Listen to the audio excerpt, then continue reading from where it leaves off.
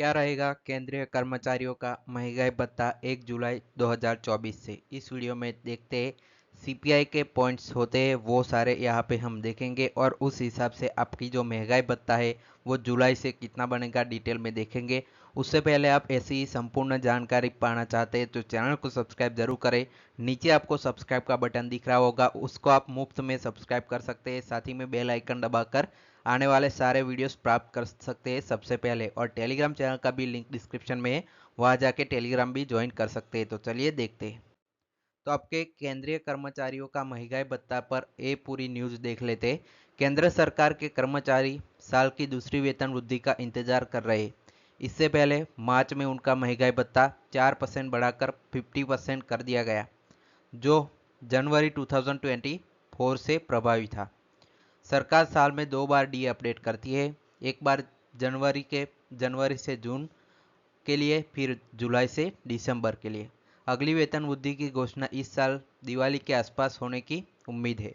50 लाख से अधिक कर्मचारियों, 68 लाख पेंशन भोगियों को जुलाई 2024 से बकाया वेतन मिलेगा। ऐसे भी अफवाह है कि सरकार डीए को मूल वेतन में जोड़ सकती है, क्योंकि अगली वृद्धि के बाद यह 50% से अधिक हो जाएगा। ऐसा एकमात्र बार 2004 में पांचवें वेतन आयोग के दौरान हुआ था, जब डीए 50% तक पहुंच गया था। छठे वेतन आयोग ने इस बदलाव को सुझाव नहीं दिया था। मतलब आपका जो 50% डीए है वो बेसिक में मर्ज हो जाएगा, वो भी अफवाह आपकी चल रही है, लेकिन यहाँ पे वो होने के चांसेस बहुत कम आपको दिख रहे हैं। अब चलिए हम देखते हैं जुलाई से आपका एक्सपेक्टेड डीए क्या रहेगा।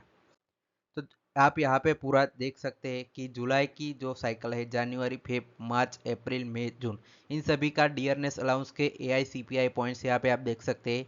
और जो उनका डियरनेस परसेंटेज कितना बन जाता है, कितना अलाउंस बन जाता है, वो देख लेते हैं।